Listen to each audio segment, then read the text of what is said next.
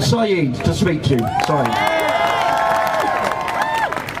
Comrades, my name's Syed. I'm a member of London2Calais. We're a refugee support group that have been taking material solidarity to some 6,000 refugees who are stuck at our doorstep in Calais, living in dire conditions in the so-called jungle, and it's an absolute disgrace. Like Andrew says, that there's endless money in the pot for war, and yet there's no money, so we're told, for refugees to be welcomed into our society. That's an absolute disgrace. It's an absolute disgrace that David Cameron dares to call you terrorist sympathisers. None of you here look like terrorist sympathisers, and we all know that the real terrorists are in that building over there, and they're about to line up with David Cameron to take us into another war.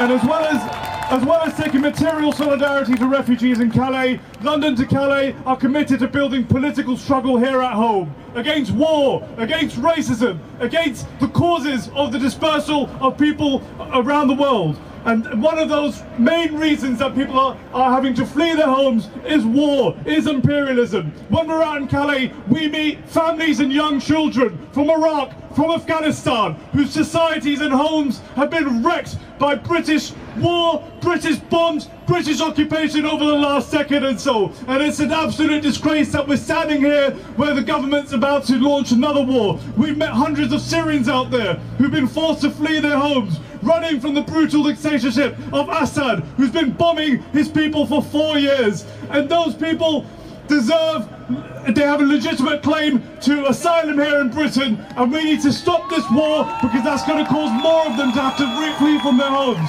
It's this war that's going to be... We've got France, Russia, Assad, and the United States bombing civilians in Syria, and Britain wants to get involved in that as well. That's going to lead to more civilian deaths, more displacement of people around the world, and we need to bring an end to this right now.